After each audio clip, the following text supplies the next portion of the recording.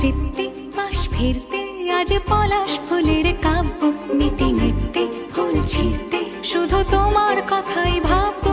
আজ হাওয়া বেপরোয়া দিল সন্ধে পাখের ঝাঁক, এই বিকেল আর বেল ফুল হৃদ মাঝারে থাক।